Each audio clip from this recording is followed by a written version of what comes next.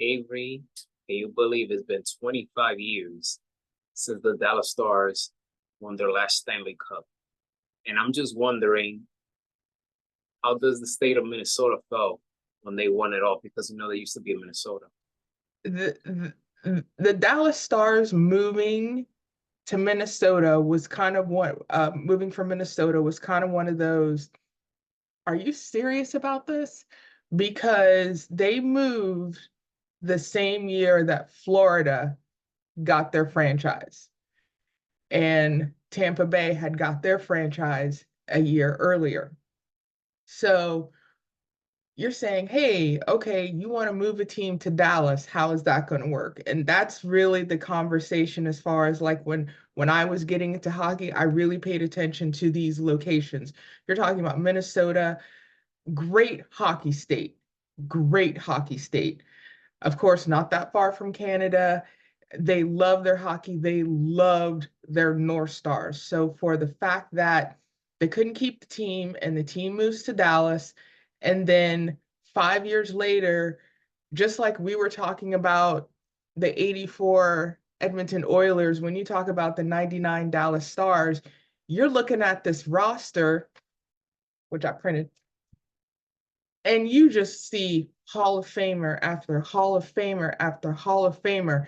And you're just like, man, what would have been like to see those players live? Now I remember seeing the games on ESPN. Thank you, ESPN, for being a wonderful supporter of hockey, especially in the late 90s, because aside from you have Colorado moving from Quebec, and then in a year of their move, they win a Stanley Cup.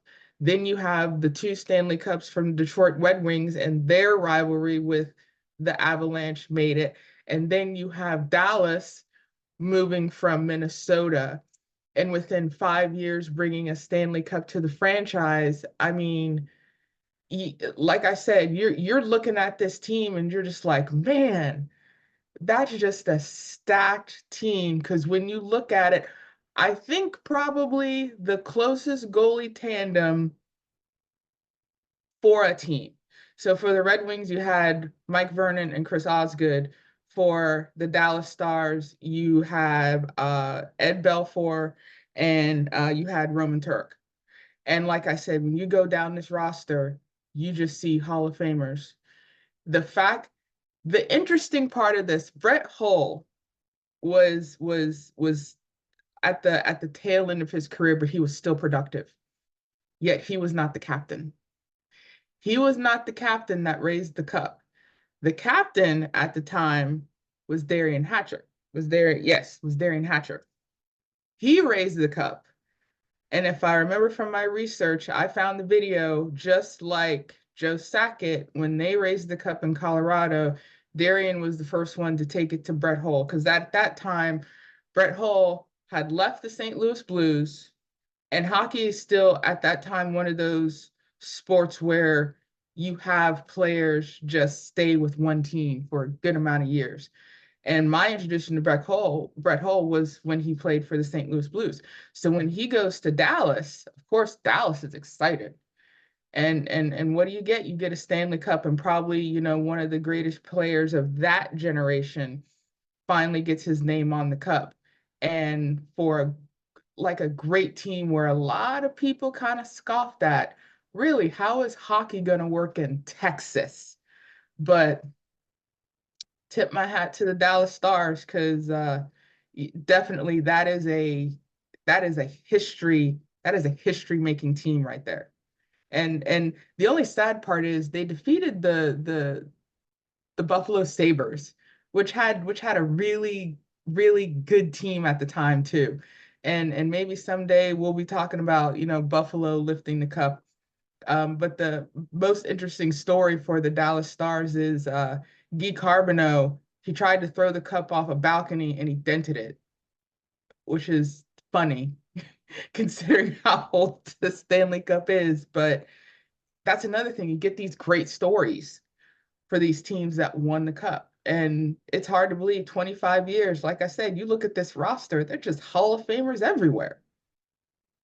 Yeah, I mean, we're talking about Mike Modano, um, Daryl Sidor, Sergey Subov. I mean, Oh, the list just goes on and on and Joe on. And Mike Newendike. Modano, Man. yep. And Mike Modano, he led the team in goals, assists, and points that year. And this was Mike Modano at his peak. So, Yes. but this was a great Dallas team.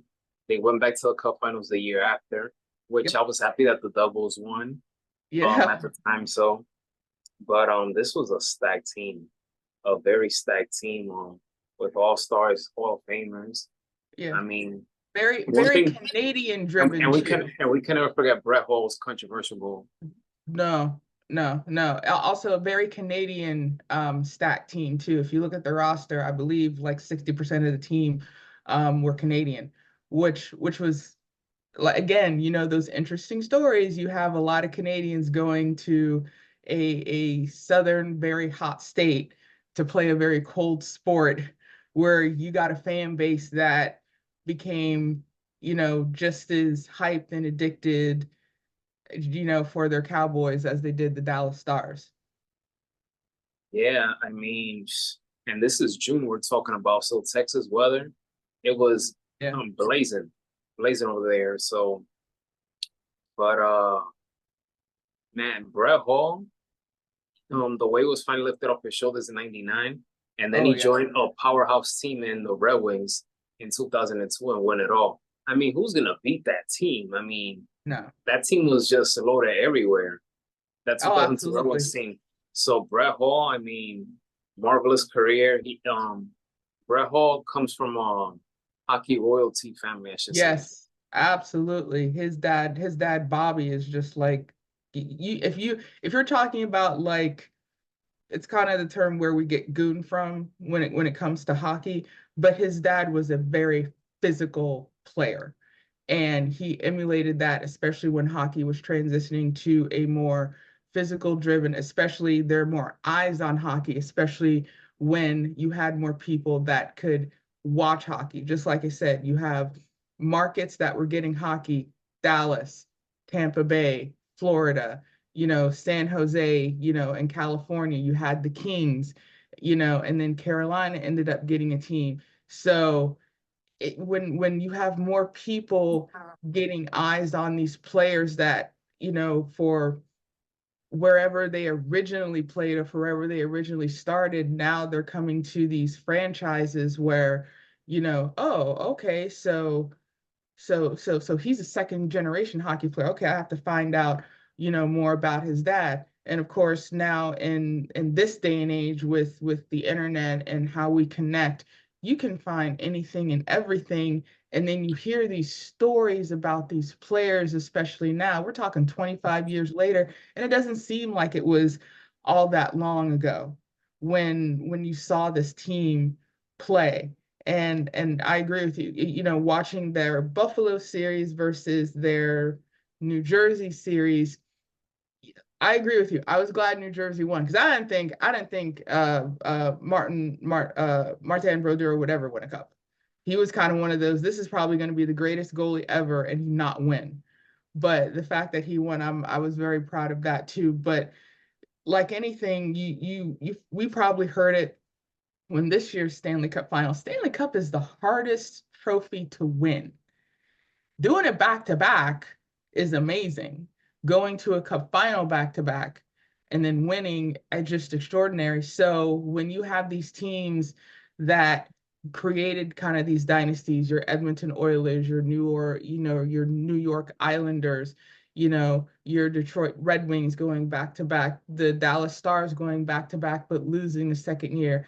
But the same teams in the conversation, it's an amazing sport that hockey has become over the past 30 years, to see not only these great players, but what they meant to the game then and the future of hockey now.